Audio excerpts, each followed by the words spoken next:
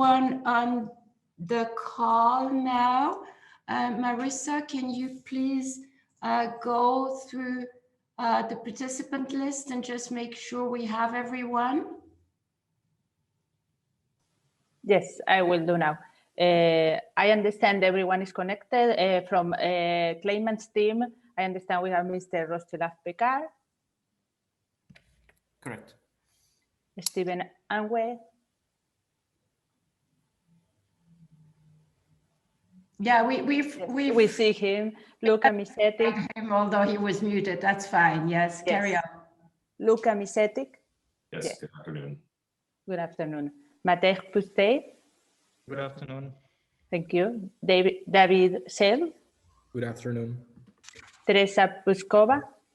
Good afternoon. Nenad Stankovic.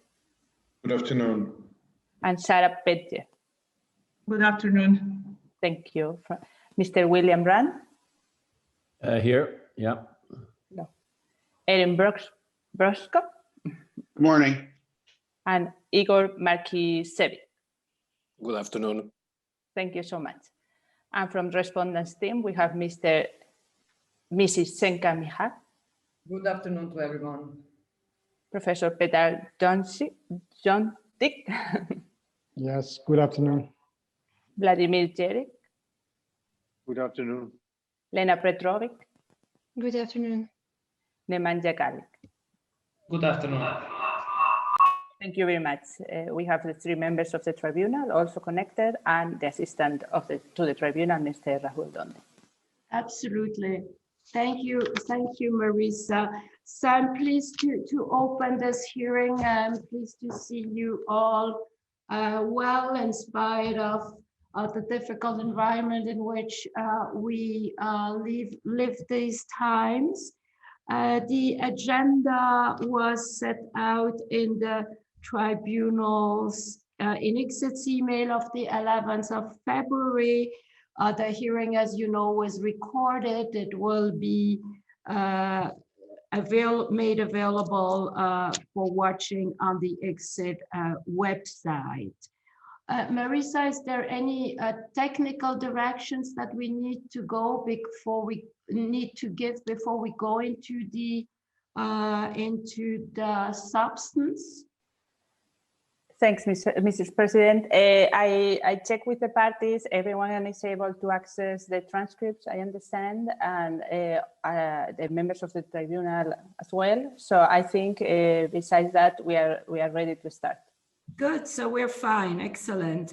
Let me, before we go into your oral arguments, let me just address the email we received from the claimants today, and I'm sorry if the tribunal's formulation may not have been perfect when it mentioned the documents C901 and C902 that the claimants had filed was their application for provisional remedies.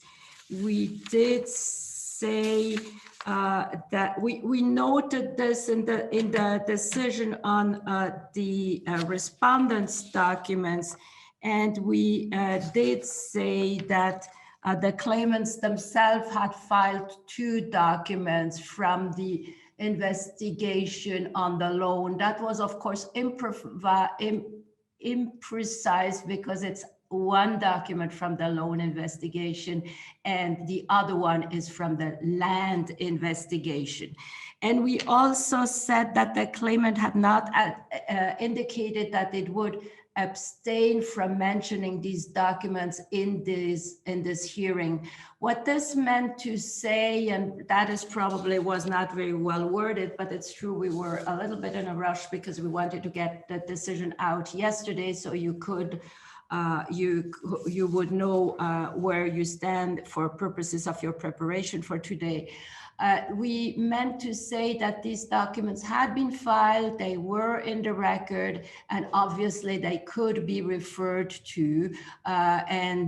We did not expect the claimant, and we did not ask the claimant for any clarification in this respect, because we simply thought it was normal that they could refer to it. And we didn't mean to say anything but that, and I hope that clarifies the matter. If that is dealt with, then I think we can carry on and go directly to the claimant's reply to the response, to the written response, except of course if there's any other comments on the agenda or any other points that we should raise before we start with the presentations. Is there anything on the claimant's side? Madam President, thank you for the clarifications with respect to the tribunal's decision of yesterday. We do not have any further issues to be clarified at this stage. Thank you. Anything from the respondent's side? No, Madam President, thank you. Excellent. Then I think I can give the floor to the claimant now. Do I give it to Mr. Pekar or to whom? Yes, Madam President, thank you very much. Good. So you know that you have 30 minutes, right? Correct. We will be trying to share a PowerPoint presentation that we have prepared for the purposes of this short reply that we will deliver orally. Madam President, members of the tribunal, we are here to address the claimant's request for preliminary measures, which arises in connection with the latest developments in the criminal investigations of certain alleged facts by the Serbian state prosecutor and the police. In today's presentation, we will first show that the 5 requirements for issuance of preliminary measures are all satisfied. And this is notably because Serbia's response confirms that the requested measures are necessary. It also confirms that the requested measures are urgent. And it finally also confirms that the requested measures are proportional. The measures that the claimants respectfully ask the tribunal to order are 4. First, we ask the tribunal to order Serbia to take all appropriate measures to end all, or alternatively, suspend until the end of this arbitration the new investigation.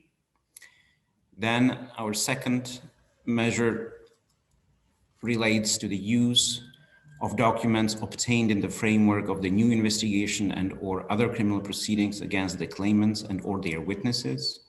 And there we realized that our original formulation was somewhat imprecise. We did not seek this measure to alter the record as it had already stood at the time the request was filed on January 15, 2021. And we also did not or do not intend, in light of the tribunal's decision yesterday, intend to restrict the claimant's the respondent's use of such documents for the purposes of the tribunal's decision on interim measures. However, we do maintain this request with respect to the respondent's reliance on such documents for the purposes of the argument on the merits, notably at the evidentiary hearing scheduled for July this year. Our third request is for Serbia to refrain from initiating any other criminal proceedings directly related to the present arbitration or engaging in any other course of action which may jeopardize the procedural integrity of this arbitration. And the fourth request, to refrain from taking any further measures of intimidation against the claimants and their witnesses. The precise formulation of our requests is on the slide in front of you. The parties agree actually on the 5 criteria which need to be satisfied for the measures to be granted. First criterion is that the tribunal must have prima facie jurisdiction. I believe that it is beyond any doubt, after all the exchanges that the parties have had in the arbitration on this topic, that on the prima facie basis, the requirement of jurisdiction is satisfied. The same goes for the second criterion, which is a prima facie case on the merits. And then the additional 3 criteria are the one which we will expand on in this presentation. And this is the criterion of necessity, urgency, and proportionality. First, necessity. It is not disputed between the parties that the new investigation relates to issues directly relevant for this arbitration. Serbia's response confirms that the new investigation relates to the Agrobanka loan of 2 million euros from December 2010. You know by now that in its submissions, Serbia prefers to refer to the same loan as a 221 million loan, probably because the figure sounds more dramatic, but this is in Serbian dinars. The Serbian dinar is not the hardest currency in the world. Therefore, we believe it is important to put the perspective on this number. We are talking about 2 million euros. And Serbia confirms in its response that the new investigation concerns precisely that loan. This issue obviously is a central issue in this arbitration, as it is evident from a little statistical exercise that we made. Serbia referred to the Agrobanka loan 44 times in the country memorial of 19 April 2019. And then the issue became even more prominent in the second round, with 87 references in Serbia's rejoinder of 24 January 2020. The second element of necessity is the fact that Serbia had known about the Agrobanka loan since early 2011, but initiated the new investigation only in October. Hello, Mr. Pekar. Yes. I'm sorry to interrupt you. Professor Cohen was disconnected and he's trying to connect again. So maybe we just hold on until we can confirm that he's back. Absolutely. Thank Yeah, you. we have 26 participants, you're right, to tell us, and suddenly we have only 25. Yes.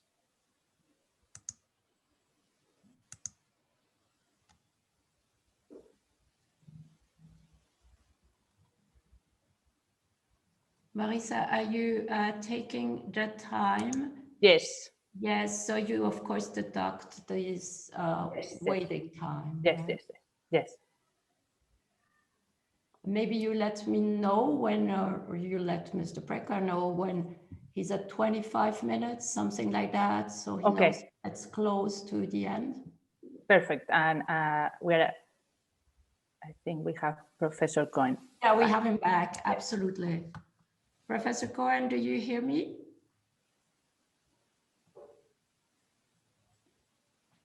Maybe he does, but we don't hear him. Hello, Professor Cohen, can you hear us? Now I can. I apologize. Excellent. There was No a problem with my computer, but now it's okay. I'm sorry. No problem. We're happy you're back.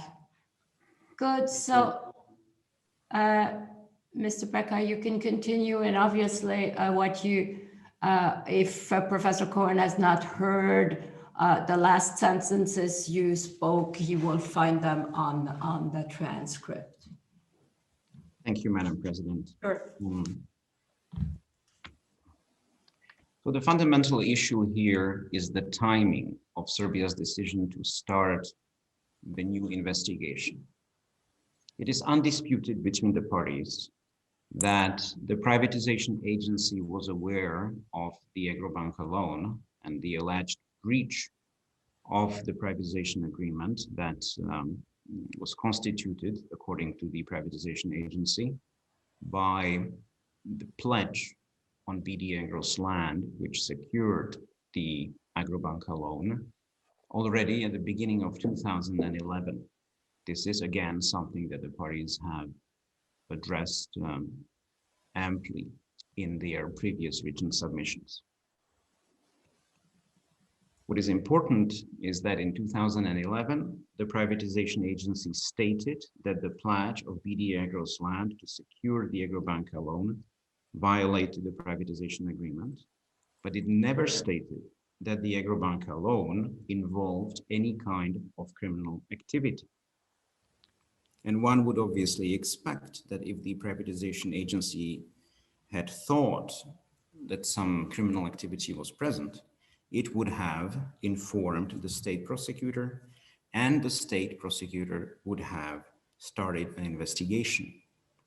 Nothing of that sort happened in 2011.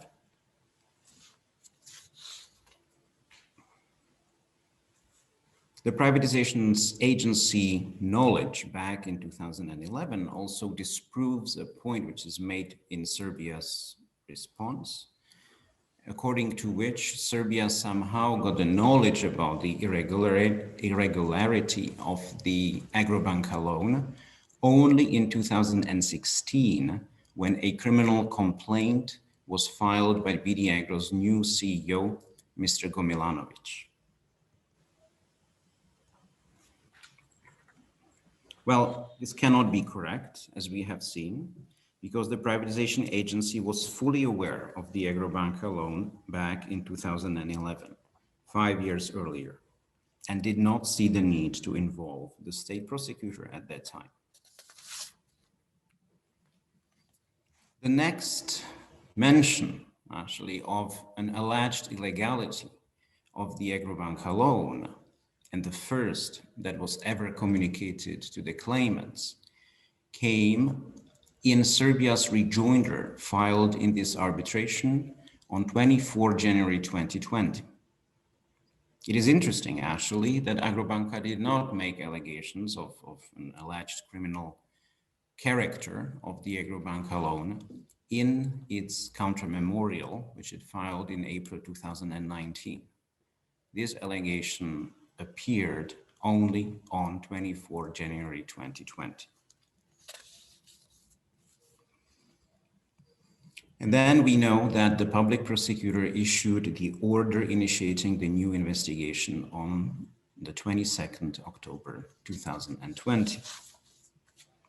And this is the moment when an investigation started, because under Serbian criminal law, an investigation starts only upon the public prosecutor's order. This stems from Article 296 of the Serbian Criminal Procedure Code, RE 656. That means that Serbia is wrong when it asserts in the response that somehow the claimants had already complained about the new investigation in their submissions, which took place in the summer of 2019. And this is simply because Serbia's previous actions, those predating the critical date of 22nd October 2020, were not a part of the new investigation, because the new investigation simply did not exist at that time.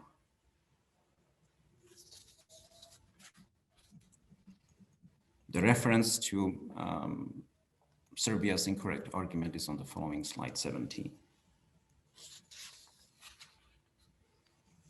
Now, we submit, actually, that the timing of the new investigation suggests that the real trigger for the new investigation was something completely different, something that we haven't mentioned yet in this presentation.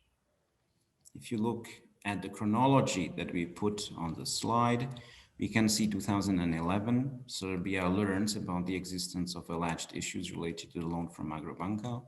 Nothing happens. No investigation is started. 9 years lapse. And then an interesting event occurs. On 11 June 2020, the trial court acquitted Mr. Obradović and all other defendants of all charges in the land swap case. The tribunal knows pretty much everything about the land swap case because it was Serbia's central defense on the alleged illegality of my client's investment in Serbia. And you could read many, many pages about the land swap case in Serbia's prior written submissions. And suddenly, after the acquittal, things start to move. A month later, on 18 August 2020, the police authority files a specific criminal complaint with respect to the Agrobanka loan. And 2 months later, we come to the critical date of 22nd of October 2020, when the Public Prosecutor Office orders official investigation against Mr. Obradović. We respectfully submit that when we look at the chronology, it is clear that the cause for the investigation is not the loan from Agrobanka from December 2010 that Serbia had known all about since 2011, but much more likely, and in fact, in reality, the acquittal of Mr. Obradović and all other defendants in the land swap case, which dealt a heavy blow to Serbia's illegality defense in this arbitration. Serbia actually does not offer any explanation for its sudden interest in criminal investigation of allegations that it had known about for 9 years. The only conclusion that we can draw, therefore, is that Serbia abuses its sovereign powers to improve its position in this arbitration, and the preliminary measures requested by the claimants are necessary to prevent this abuse and preserve the integrity of this arbitration. And what are the problems that the new investigation brings to the table? Well, first of all, Serbia is using the new investigation to ask Mr. Obradović and soon also Mr. Markicević to provide information, in fact, everything they know about the Agrobanka loan. However, the procedural rules of this arbitration do not provide for witness deposition, and therefore Serbia, if it were allowed to use material obtained in the new investigation, would actually be circumventing this rule and getting an unfair advantage over the claimants, which cannot depose Serbia's witnesses. But Serbia could, on the other hand, freely question the claimants' witnesses and then use such material in the arbitration, presumably during their cross-examination in July. Another significant problem of that approach is that the conduct of the criminal investigation simply harasses the claimant's witnesses. And this is due to some particularities of how criminal investigation is conducted in Serbia. And we can just compare or illustrate the problems by the land swap case. So we know that Mr. Obradovic's acquittal took 5 years. Obviously, this is just a first instance decision. It has been appealed by the state prosecutor. During that investigation, Mr. Obradović spent 1 month in detention. His passport was withheld for 5 years and for a very long time actually threatened his ability to participate at a hearing, if that hearing were to be held either in person or virtually back in 2019 as originally scheduled. And Mr. Obradović was also repeatedly slandered in the media. It is not a very pleasant prospect for Mr. Obradović to now stand as the investigated person in another investigation right after he was able to prove his innocence before the trial court in the land swap case. The unfortunate result is that the pendency of the new investigation threatens the participation of Mr. Obradović and Mr. Markicevic in this arbitration. We do not know if their passports will be retained. We do not know if they will be put in detention. We do not know if they will simply bear the tension which is brought by the fact that they have been selected by the Serbian police as potential scapegoats, or especially Mr. Obradović, for improvement of Serbia's position in this arbitration. This is what the orders that we propose the tribunal recommends are seeking to prevent. One last point on this topic. Serbia argued by the case Churchill Mining versus Indonesia to somehow show that necessity was not present. Obviously, we do not need to tell this tribunal about all the differences between the present case and Churchill Mining. We would just highlight the simple fact that in Churchill Mining, claimant's witness was interrogated as a witness in local criminal proceedings, while here we have Mr. Obradović as the suspect. And employees in Churchill Mining, the employees of the claimant's local subsidiary were interrogated without any abusive behavior, intimidation, or harassment by Indonesia, while we already explained in the summer of 2019 that the Serbian police is quite aggressive when it comes to soliciting witnesses to provide information the police would like to hear. Our next point is the urgency of the requested measures. Here, first and foremost, it is settled investment arbitration law that measures intended to protect the procedural integrity of the arbitration and prevent aggravation of the dispute are urgent by definition. We have listed several decisions of distinguished international tribunals to that effect. We have not heard any response by Serbia on that point. Further, the urgency stems from the fact that Serbia admits that it may try to add additional documents from criminal proceedings into the record. That would relate specifically to our second request regarding the use of documents. Now, obviously, if Serbia were willing to stipulate that it will not seek to introduce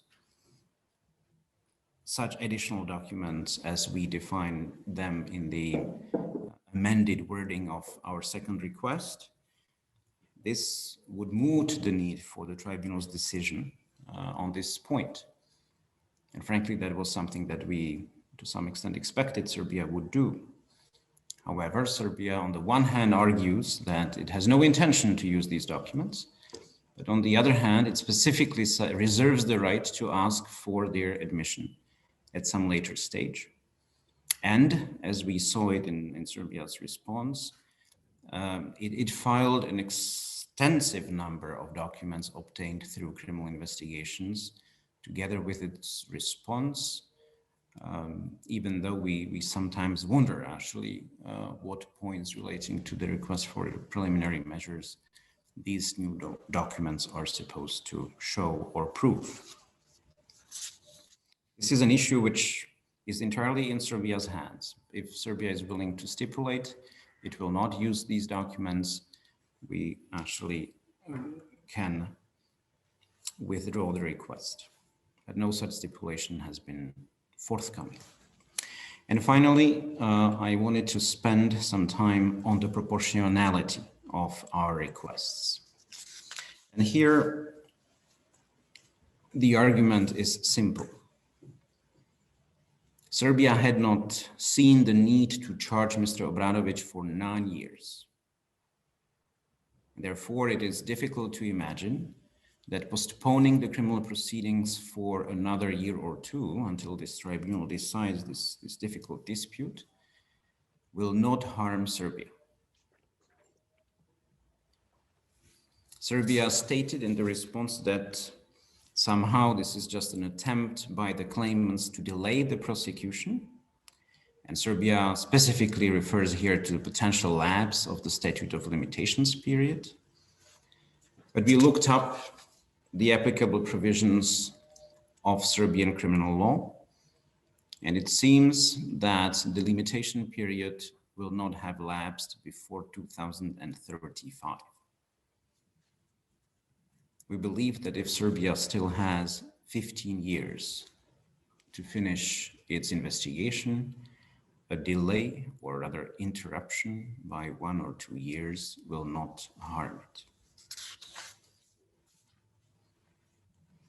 So that is with respect to the requests for preliminary measures targeting the existence and conduct of the criminal investigation as such.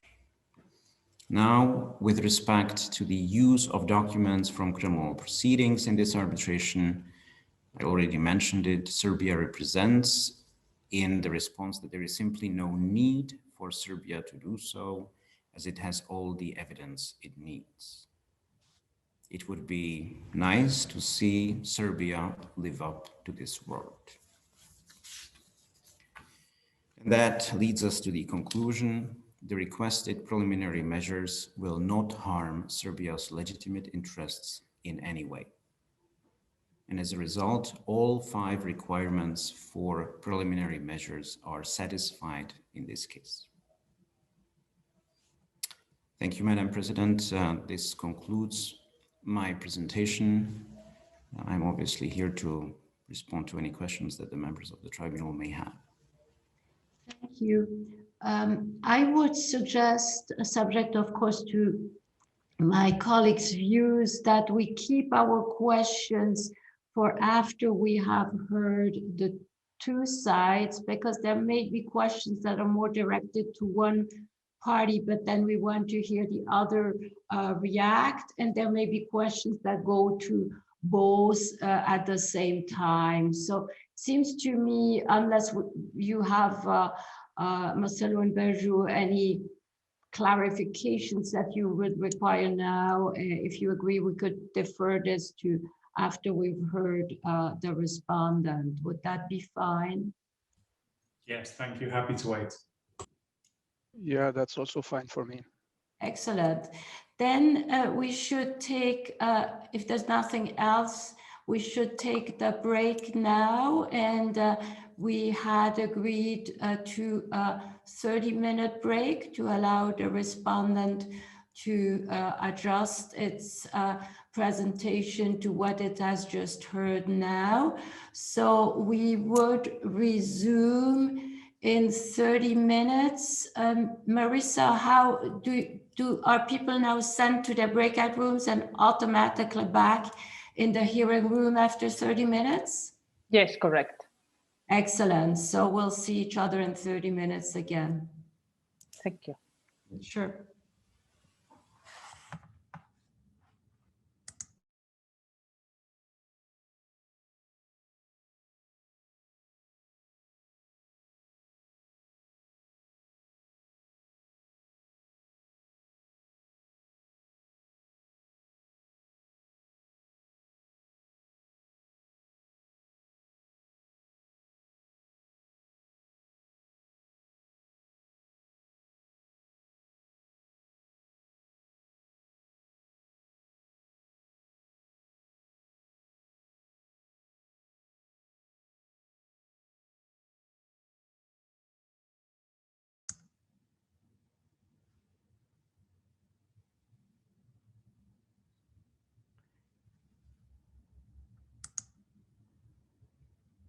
Good. It seems everyone's back. At least I have many people on the screen, and I have everyone on the list of participants. So we can continue, and I give the floor to the respondent for its rejoinder presentation or argument. To whom do I give the floor among respondents, counsel? Thank you, Madam President. This is Senka Mihaj, counsel for the respondent. And I will divide the respondent's presentation at today's hearing in two parts. First, I would like to point out the circumstances that show that there is absolutely no correlation between the respondent's defense in this arbitration and criminal proceedings against Mr. Obradović. And then I will explain why measures requested by claimants are not necessary, let alone urgent. For the other topics regarding claimants' request, I refer the tribunal to response to the request that we filed on the 5th February. If I may note, during today's presentation of the claimants, they avoided to compare developments in this arbitration and developments in the criminal proceedings. So let me start by briefly reminding the tribunal and the parties of the developments in this arbitration. In 2019, the request for arbitration was filed, and together with that request, claimants provided witness statements of Mr. Markicevic and Mr. Obradović. Then in 2019 and at the beginning of 2020, parties exchanged several submissions, and together with their submissions, claimants also provided 6 witness statements of Mr. Obradović and Mr. Markicevic. In 2020, March hearing was postponed, and then the same happened with the October hearing. In the same period, 2018 to 2020, there were several developments in the criminal proceedings that related to BD Agro that concern claimants. First of all, Mr. Markicevic was contacted by the police in the summer 2019 related to loan investigation, and Mr. Markicevic was asked to provide some information and some documents related to these loans. Then in December 2019, in the land investigation, the court ordered financial expertise. Finally, Mr. Obradović was questioned 2 times in relation to loan investigation in 2019 and in 2020. And he was charged by the police for the criminal offense related to the loans given to Crveni Signal and Index. That was in August 2020. 2 months afterwards, in October 2020, prosecutor ordered conducting of the loan investigation. So claimants say that the actions that I just mentioned prove that Serbia prosecution authorities are engaged in obstructing this arbitration by intimidating claimants' witnesses and by obtaining documents that would help Serbia's defense in this case. I will now mention several facts that prove that this is not true. First of all, we should all remind ourselves that Mr. Obradović was not a person without the record of criminal prosecution even before this arbitration started. And this clearly shows that prosecution of Mr. Obradović has nothing to do with this arbitration, but that this is result of how Mr. Obradović managed his companies, including BD Agro. And for this, I refer tribunal to respondent's rejoinder, section 1.F4. Second, it must be noted that all actions in the loan investigation were triggered by the criminal complaint submitted as early as 2016 by Mr. Gomilanović, who at that time acted as the CEO of BD Agro. And based on this complaint, in June 2016, the prosecutor submitted a request for collection of information to the police. These are exhibits RE 669, that is Mr. Gomilanović criminal complaint, and exhibit RE 671. So as we can see from these documents, the loan investigation was pending already in 2016.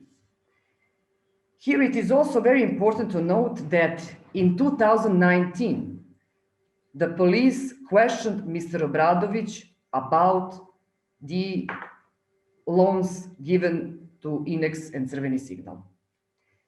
So therefore, claimant's argument that we heard today that initiation of the loan investigation is some kind of revenge for the acquittal in the land swap case does not make sense, because Mr. Obradović was already questioned in 2019, when the trial in the land swap case was still pending. I can tell you also that it is not unusual that a police investigation lasts for years.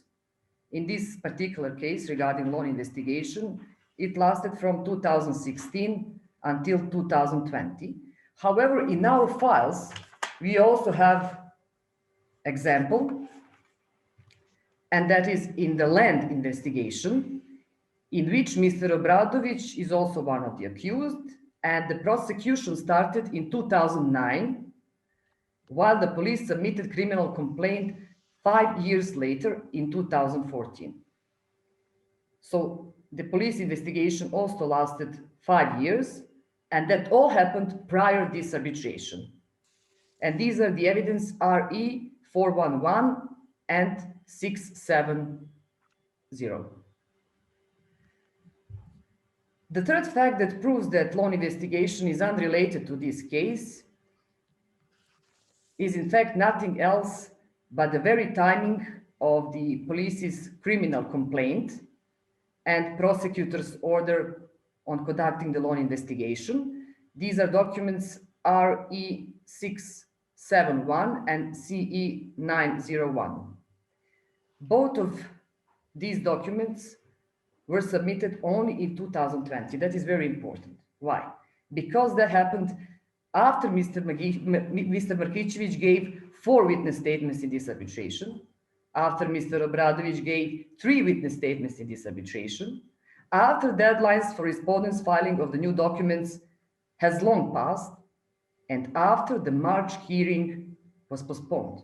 As a matter of fact, prosecutor's order on conducting the loan investigation was issued only, the October hearing was already postponed. So had respondent really wanted to affect the testimonies of the mentioned witnesses by misusing its prerogatives, I think that we would all agree that respondent would have done so much earlier. And what is also important is that when we are speaking about the timing, in the loan investigation, the police filed its complaint in August 2020, but as you can see, the prosecutor did not react promptly.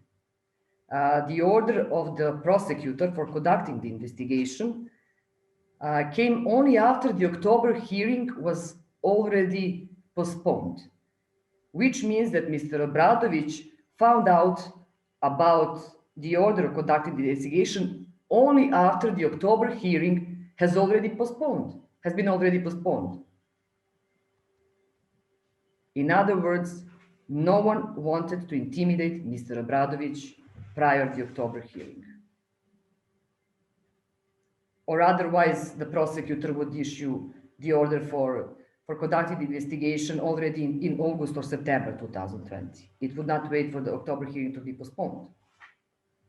So I would say that the lack of urgency in police's and prosecutor actions proves that Serbia did not intend to gain any advantages by conducting the loan investigation.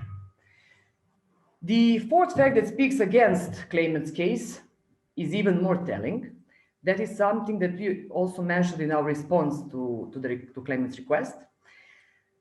In criminal complaint from 2016, Mr. Gomilanovic specified Mr. Markicevic as one of the suspects related to the loans given to Crveni Signal.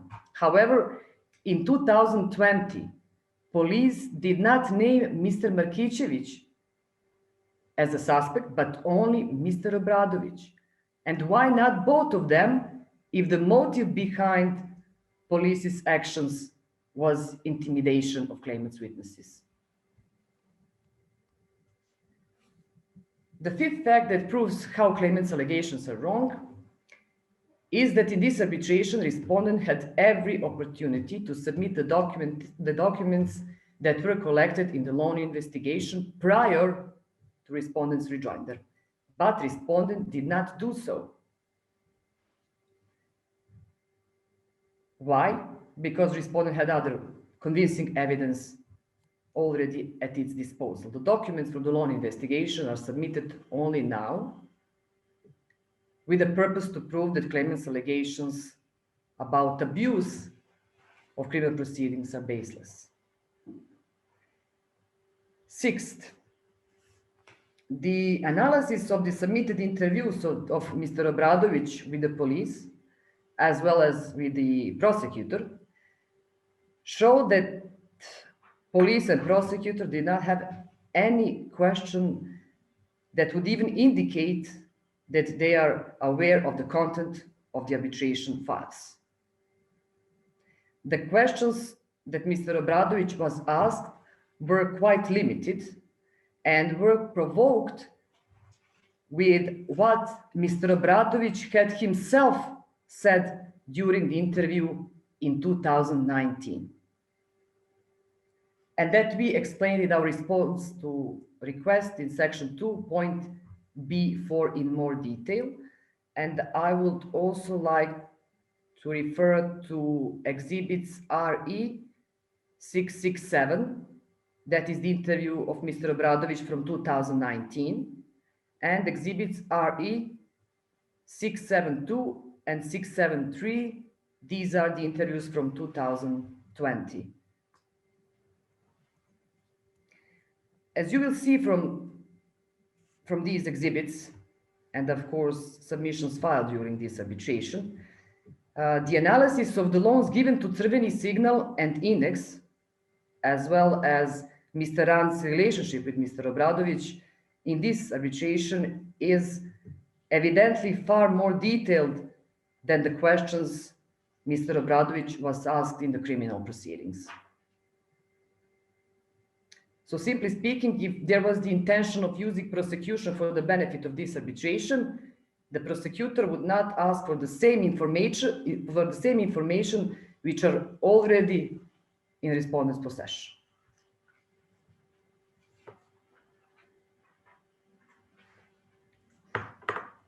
The seventh and also important fact that supports respondent's contention that criminal proceedings are fully independent and unrelated to this arbitration is the very fact that in 2020, Mr. Obradovic was acquitted in the criminal proceedings related to organized crime.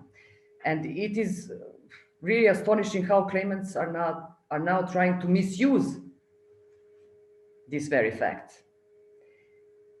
That case concerned the land swap between BD Agro and the Ministry of Finance. And it is true that that was the case that respondent mentioned in its rejoinder as one of the criminal proceedings pending against Mr. Obradovic. But this very fact, when compared to the fact that Serbian courts acquitted Mr. Obradovic for this criminal offense, proves that criminal proceedings and trials are fully independent from this arbitration.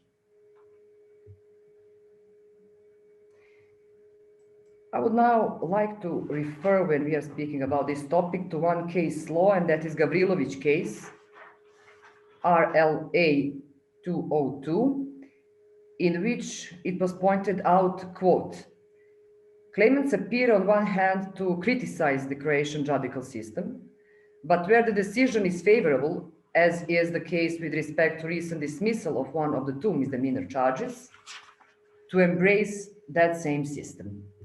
I would say that this is what claimants do here when they rely on the trial court's decision in the land exchange case, but complain about the loan investigation.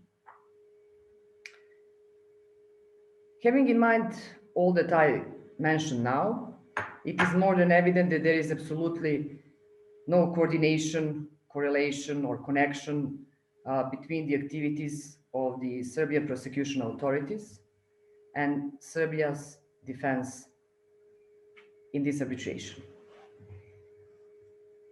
When it comes to the question whether the preliminary measures are necessary or urgent, I have to say that I still do not understand what exactly triggered claimant's request. If claimant's request was submitted in order to prevent respondent from delivering documents from the criminal files, I don't see why claimants could imagine that this might even happen. It is very important that all deadlines for submission of the exhibits have long passed, and filing of the new exhibits is at the moment just a possibility, which is also restricted by the high standard requiring existence of the exceptional circumstances. The mere existence of the possibility of filing new documents, however, does not require that the tribunal imposes urgent measures. That is for sure. Simply put, should the tribunal find that for any reason it is necessary to prevent respondent to submit any documents from the criminal files, it is more than clear that tribunal already has a tool to do so. It could simply refuse to allow filing of such documents. When it comes to the request that respondent must refrain from conducting any criminal proceedings as that might intimidate claimant's witnesses, these measures are equally ungrounded and unnecessary.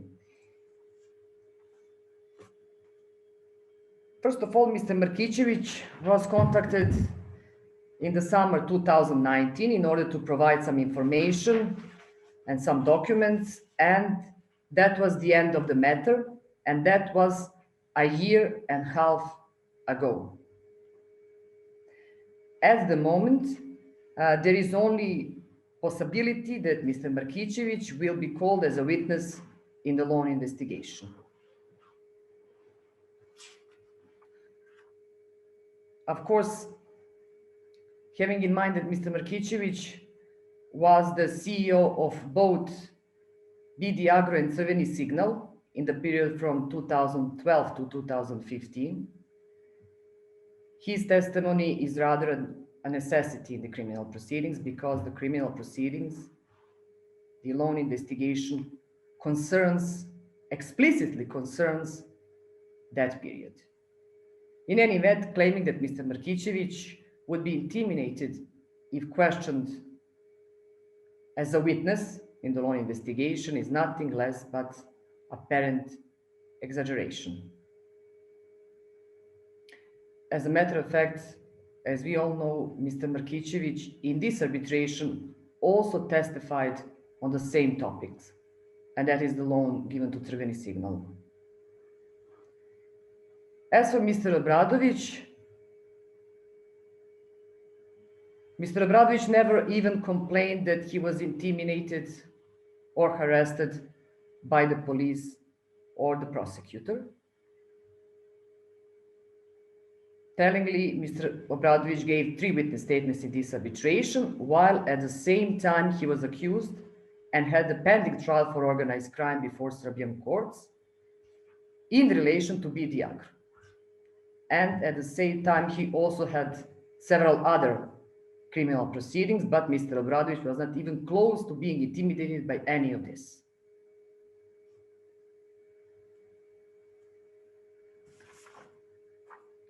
I have also to note that even with their request, claimant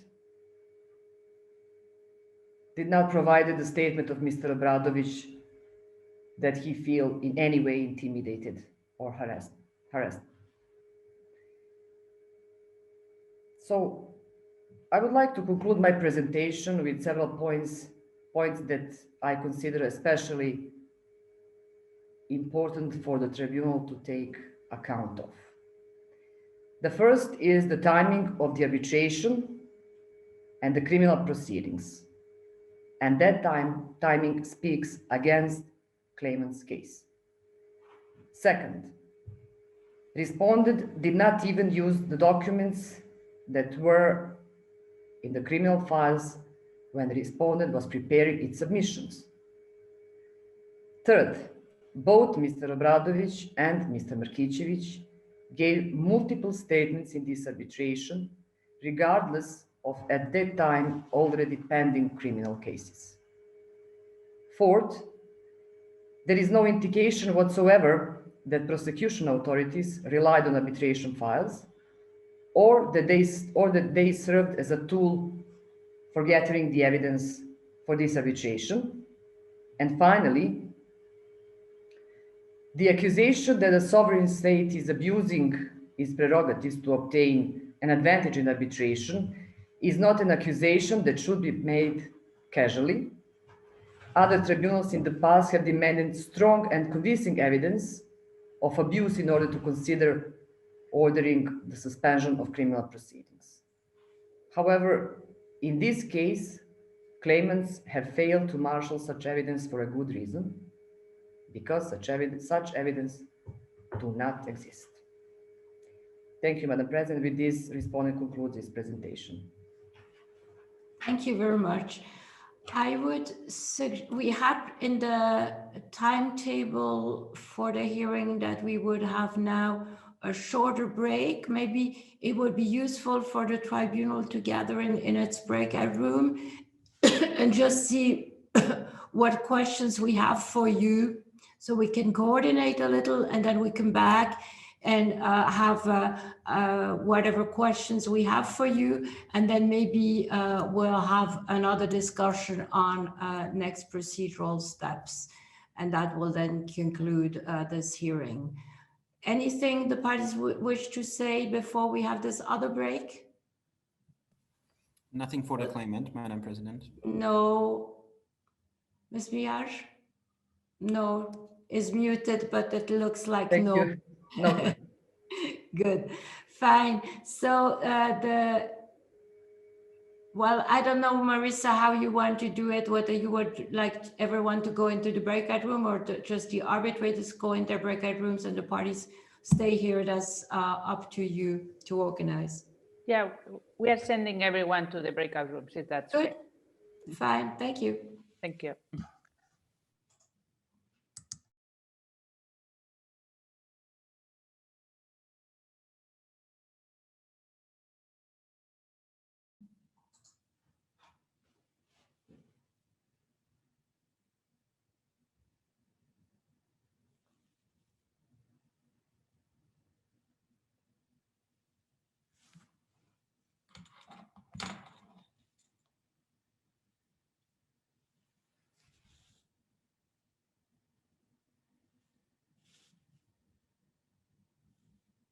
Good, we're complete. I see 26 people, so that's good.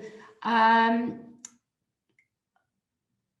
the tribunal has some questions for counsel.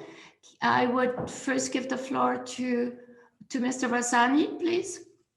Thank you, Madam President.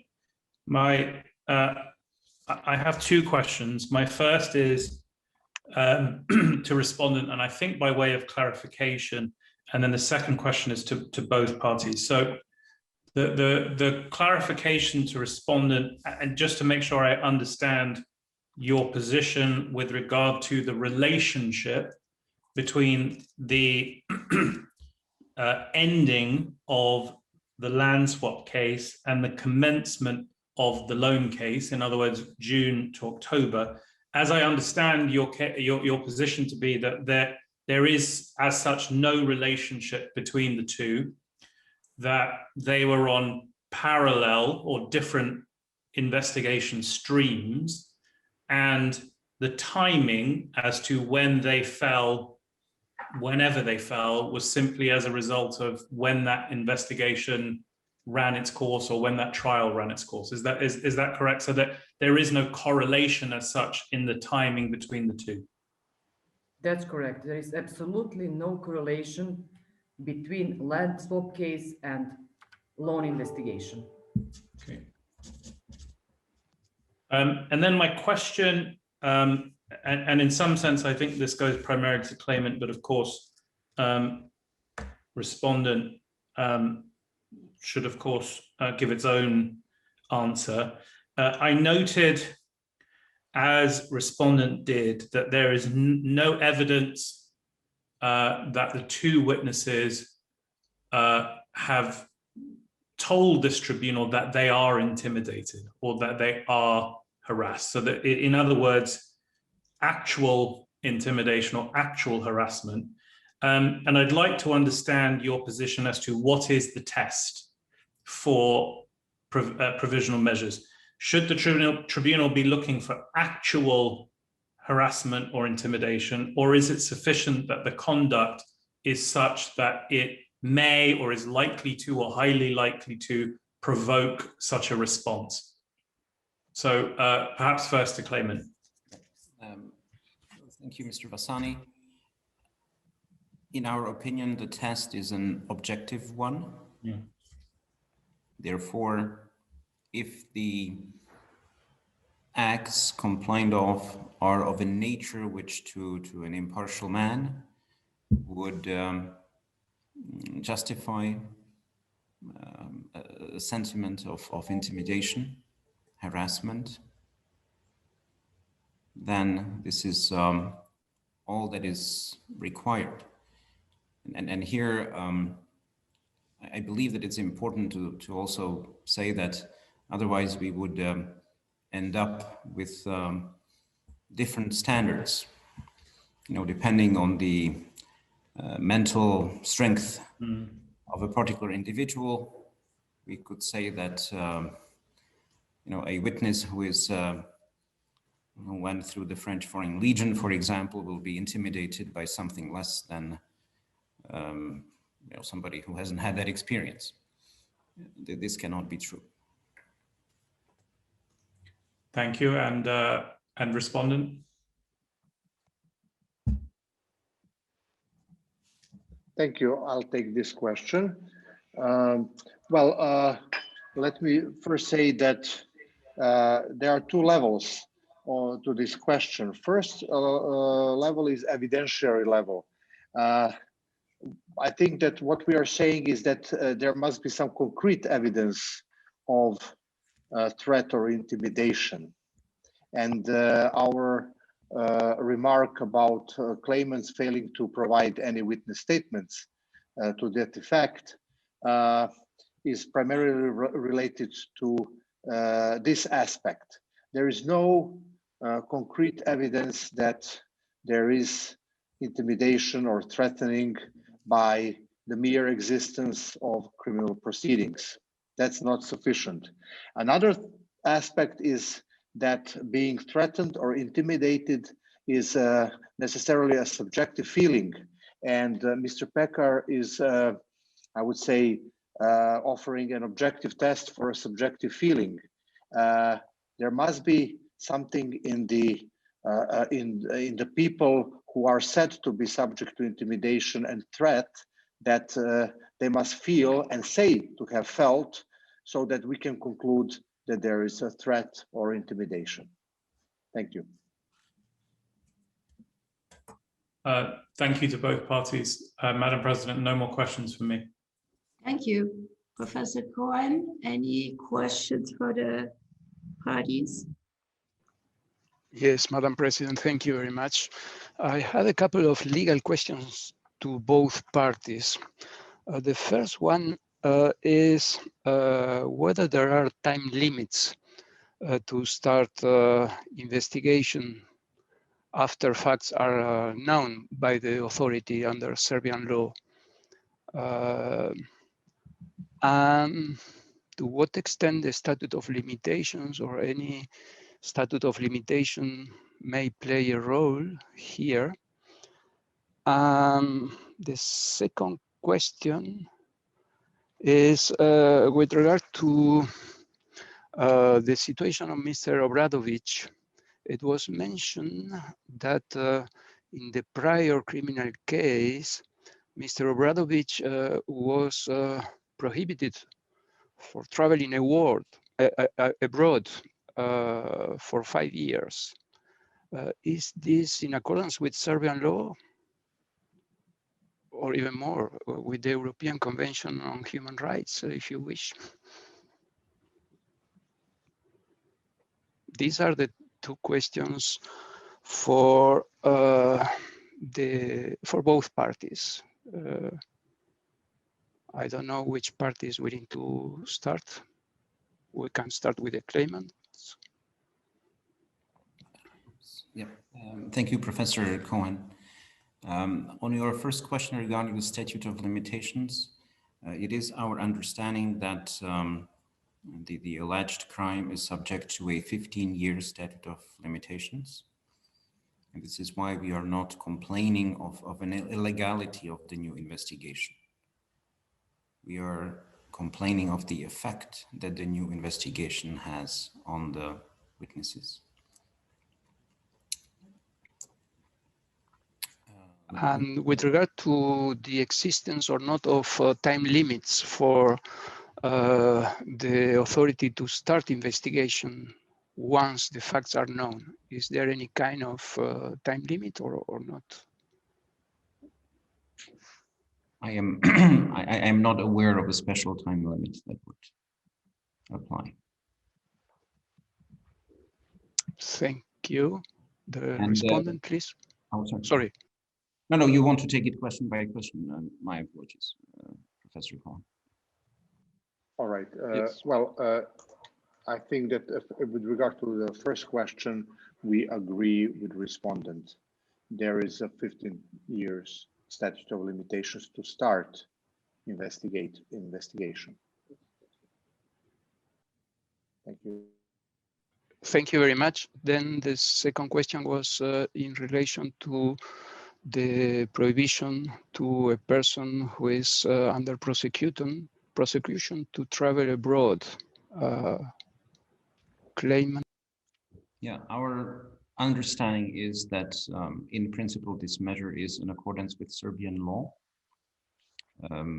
We have not analyzed, and I'm not able to answer on the spot with respect to your question regarding the European Convention of Human Rights. Thank you.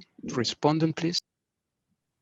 Well, we agree that the lasting of the measure is up to 5 years is in accordance with Serbian law. That is, let me specify, that is not a prohibition to leave the country. That is a taking of passport to prevent absconding of an accused. And the decision, as far as I recall, is made by a court, and it's subject to review, and is subject to appeal, etc. Let me also say that we would like perhaps to get back to you with the further details. These were only general comments about the measure itself in the Serbian law, but let me just reserve the right to get back to the tribunal if we have more details on this with regard to Mr. Obradovic. Thank you. Thank you very much. And the following question is to the respondent, but of course to the claimant. Sorry, but if the respondent is willing to make a comment also, obviously it can do it. The respondent, the claimant, sorry, considers that the investigation is a kind of sword of Damocles, which is for the witnesses pending their deposition before this tribunal. And the claimant requests the termination or the suspension of these criminal proceedings. But my question is, if the criminal investigation is suspended, and then we continue with our case, we have our hearings, the witnesses come and make their deposition, but then there is the criminal prosecution that continues and is just suspended. What would be the difference? I'm asking this with regard to the condition of urgency that both parties agree that is a condition for indicating provisional measures. So the claimant, please. Professor Cohen, the difference is the tribunal's decision.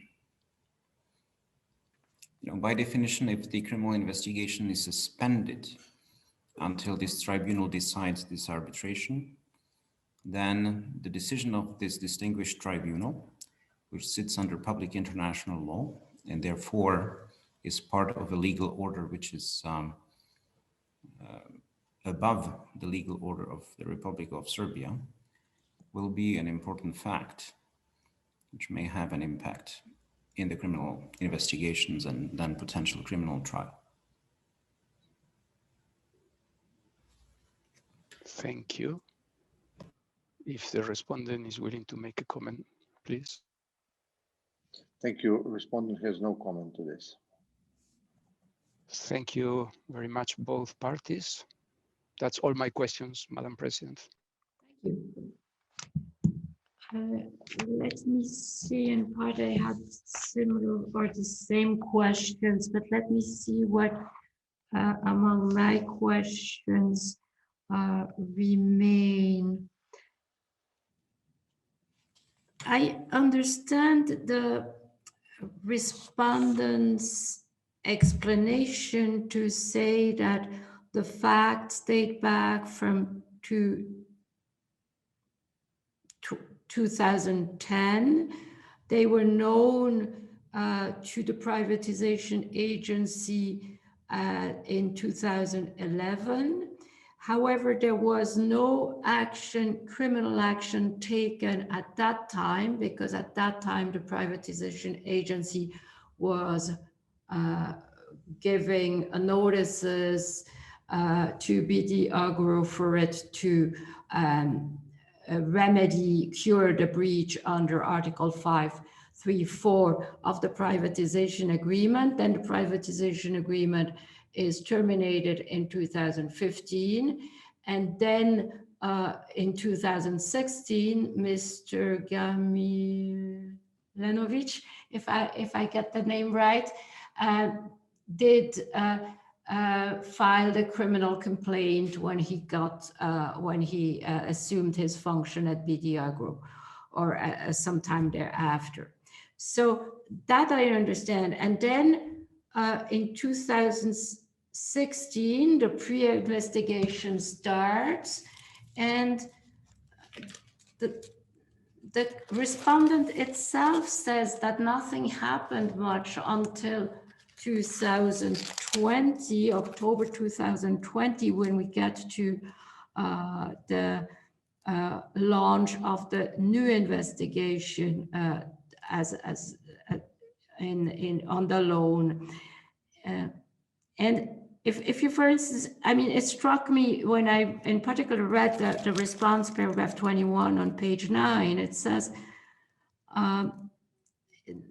this shows that nothing particularly new in quotation marks happened since that point in time. And that point in time is the complaint in 2016 to the public prosecutor. So I have some difficulty understanding why then in October 2020, the decision was made to proceed. I understand the respondent to say, well, you know, this is the time that it takes to get through a police investigation and then continue this, make a decision whether to pursue or not. Yes, fine, but is somehow Could it be would it be October 2020? Could it have been 2019? Could it have been 2021?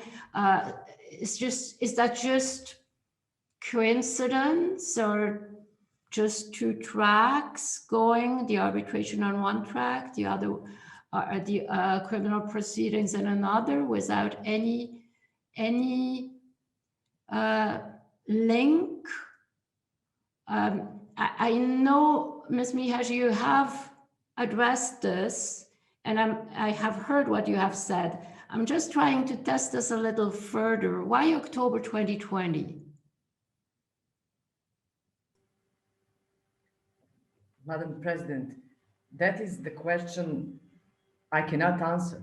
That is up to the police and the prosecutor to decide how they will conduct their investigation. In 2016, the criminal complaint was filed. Then the investigation was ordered in 2020. Between 2016 and 2020, what we know for sure is that there were some police actions. Among others, in 2019, Mr. Obradović and Mr. Markicević was questioned in the loan investigation. Of course, that there was other witnesses that were also questioned, and of course that there was some time required for collection of the documents that the police needed for the criminal complaint. But what we are saying is that this very timing of the submission of the criminal complaint by the police in August 2020, and then the order of conducted investigation in October 2020, proves that loan investigation, this case, has nothing to do with arbitration. Why would Serbia wait all deadlines for its submission to elapse, and then the police to make the criminal complaint and the order to be made by the prosecutor? This simply makes no sense. The police, if by any chance the police intended to support Serbia's defense in this case, then criminal complaint by the police would have been filed in 2018, 2019, but it wasn't. That's somewhat, I get that point too, of course, but that's somehow a different point, right? I was just reading C901, which is the order to launch the loan investigation of October 2020. And I find no reference to anything that happened after 2016. So in the explanation in particular. So I was kind of intrigued by that, let's put it that way. But that's for sure that the prosecutor's order on undertaking the loan investigation was filed in accordance with the police criminal complaint that was filed in August 2020. So it is for sure that the prosecutor, when ordering the investigation, also took into account the documents and interviews that the police had prior that time. Not only 2016, but obviously from 2016 until the orders is submitted. Does the claimant want to react on this? It was more a question to the respondent, but does the claimant have any President, we reaction? addressed that in our presentation. We have no further comments. Thank you. Then another question that is, I suppose, to both. We have heard nothing today, unless I missed something, about the expansion of the land sale case in 2020. Does this have any, it was though mentioned in your written submissions. Does that have any bearing on the questions that we have to decide here for purposes of provisional remedies? Madam President, we mentioned that fact to give the context for the activities of the Serbian prosecutors and police. However, we do not claim to justify the requested preliminary measures by the fact that in January 2020, the land investigation was expanded. Good.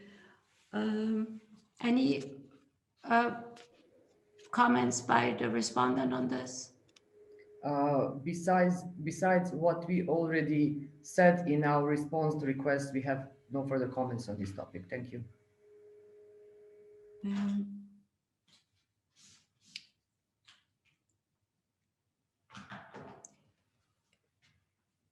Let me come back to the claimants, and of course the respondent will be able to comment.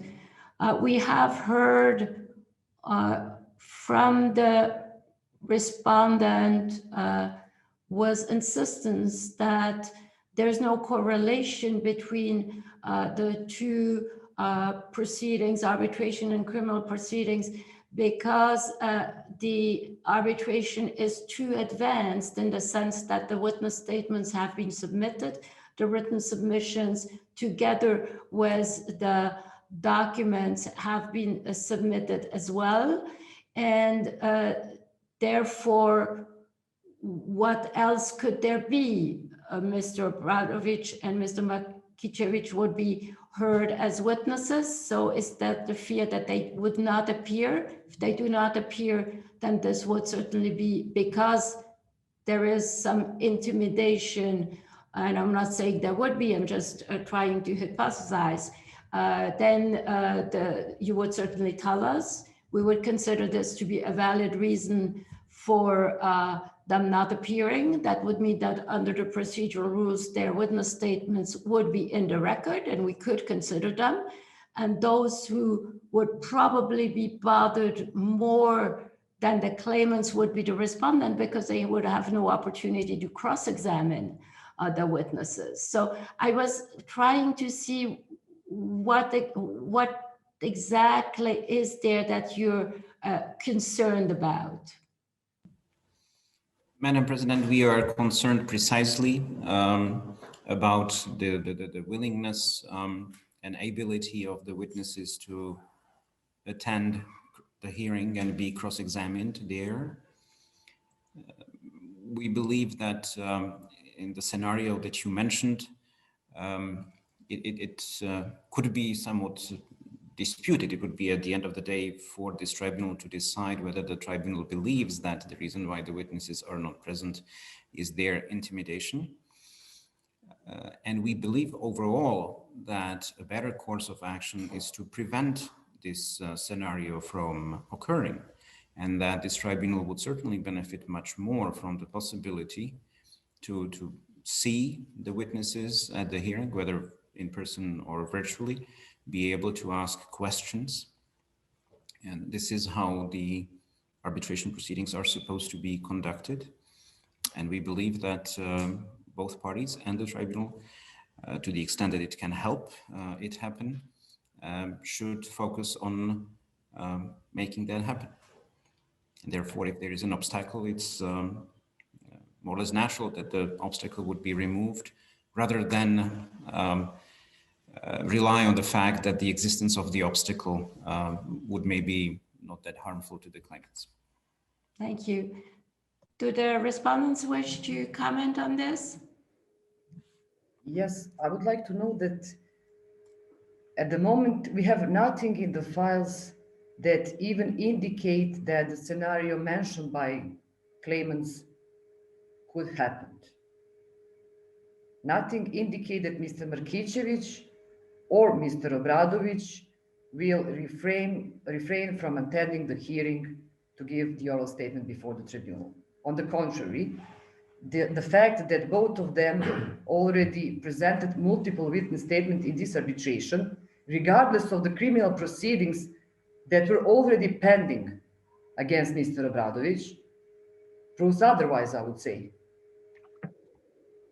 That has been your argument, and it was well understood. Yes. Absolutely.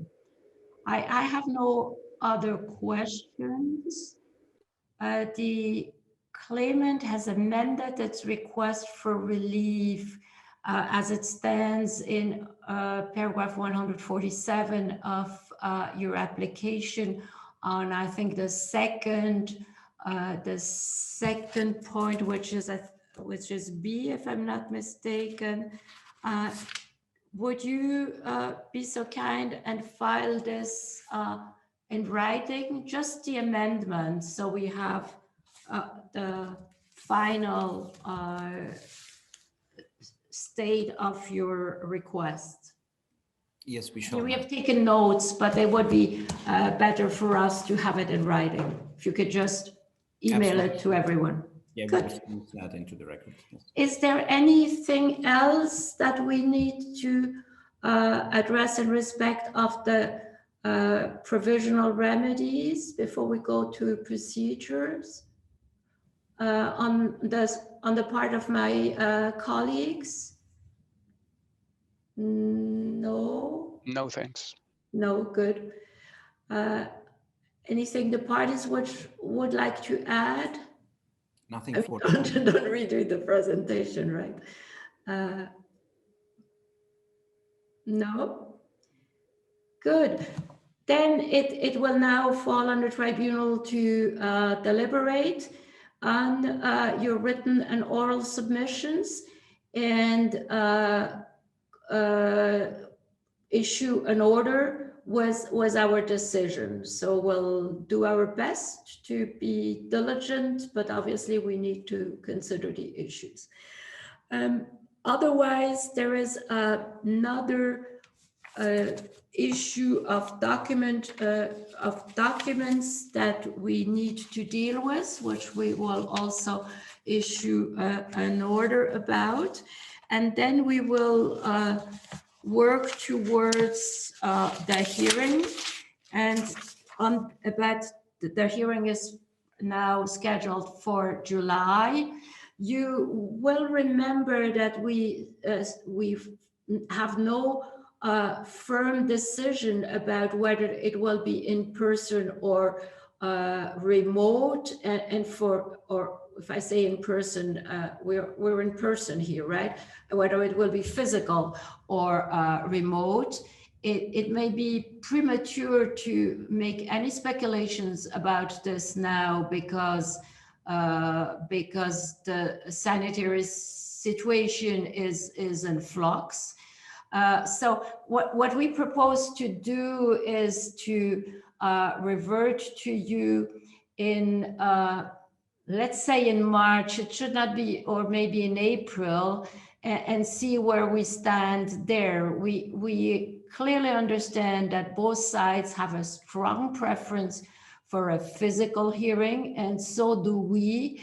But at the same time, we have now postponed twice. If we were to have to postpone a third time, we would not wish to do this. We would want to make whatever arrangements we can, but carry on with the hearing, because cases need to be resolved as well. They cannot be pending forever. So that is where we stand. I don't know whether you have any particular points that you would like to make now in respect of the hearing. I was just thinking I should give you an indication of what the tribunal's thinking is on this. Now, obviously, in the end, it does not depend on us. It depends on the virus and the restrictions that are linked to it in terms of traveling and gathering.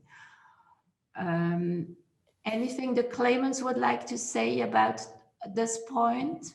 Yes, thank you, Madam President. Just an observation, as the members of the tribunal may recall, our position, even in the discussions that we had in the fall last year, was that we have a strong preference for a physically present hearing, but would consider a virtual hearing as well, provided that we can gather with our clients in one place. And my observation is simply, we have now tried it at a relatively minor hearing, and the experience definitely confirms what we said half a year ago. We believe that it's really difficult to work efficiently with client being removed 9 hours. No, we obviously there's the time difference, but there's also the proximity, right? And the way the communications work. I see this. I often see now in remote hearings, counsel teams and clients in one place. And I think that is what you have in mind. And that all depends on travel restrictions, of course, right? Right. The respondent wishes to comment on this. As always, we agree with claimants when it comes to preference of having physically in-person hearing. Yeah, I think we all know this, and this is also the tribunal's preference, goes without saying. At the same time, we have also a duty of efficiency and diligence, as you know, and at some point we will have to push this forward. But let's see, would it be fine if the tribunal reverts to you and then we see where we stand about early April? Is that a good plan? I see Ms. Mihaj nodding. Mr. Pekar? My only comment is that I wish I shared the tribunal's optimism.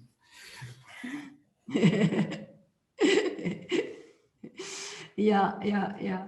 I'm not sure this is such a good time for optimism when you read what the experts write about the COVID pandemic. But